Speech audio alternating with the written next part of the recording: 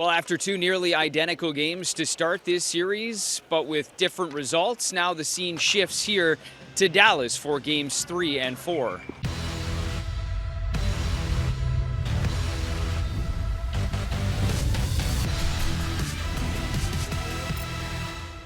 It was never going to be easy, and it was never going to be perfect. That was the message from the Calgary Flames yesterday and this morning. This is playoff hockey, and it continues in Dallas tonight ahead of Game 3 between the Flames and the Stars. Series tied at 1-1. Welcome to game day. And for the Calgary Flames, the approach shifts just a little bit as they go to the road mentality. It's a mentality that has served them well this season as they get set for Game 3 here tonight. In terms of where we stand in this series, well, if you look at it in terms of goals and not wins, it's a slight edge in favor of the Dallas Stars. They lead 2-1 in the goal category, and the series now tied up at 1. They've been a good home team this season, but the Calgary Flames have been an excellent road team. In fact, the best road season they've had in franchise history, 25 wins, second best across the National Hockey League in the regular season, and it's something they hope serves them well in the playoffs as well. And how about for a moment focus on number 20, Blake Coleman, and the homecoming into Texas where he was born and raised. He grew up coming to hockey games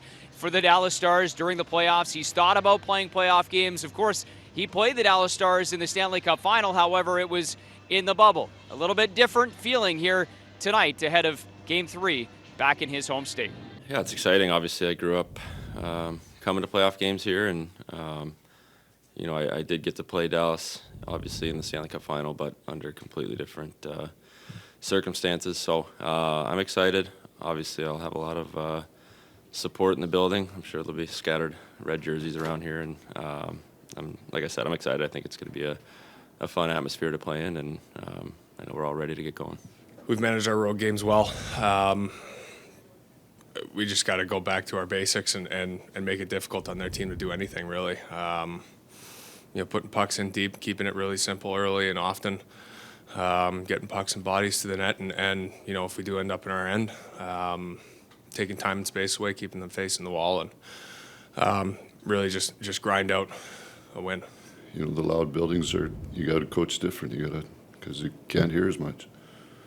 And same on the ice. Players, if they can't hear as much, then it's a little bit more, the communication on the ice is a big part of it, but when you can't hear, it's different.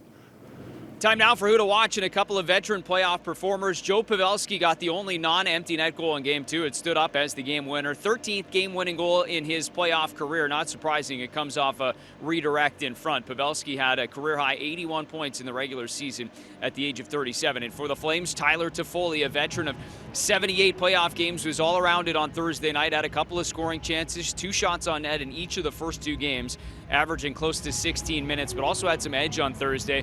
Had a team high, or at least tied for a team high, with 5 hits. In terms of the lineup here tonight, well, head coach Daryl Sutter wouldn't give away any lineup notes. He rarely does or never does, especially when it comes to playoff hockey. So we'll wait to see at warm-up if there is any changes. But in terms of the morning skate this morning, it looks like it'll be the same lineup we saw the first 2 games, with Jacob Markstrom getting the start, opposing Jake Ottinger on the other side for the Stars. Will there be a little more offense tonight, or will this tight checking series continue? We'll find out tonight. Game 3 ahead in Dallas.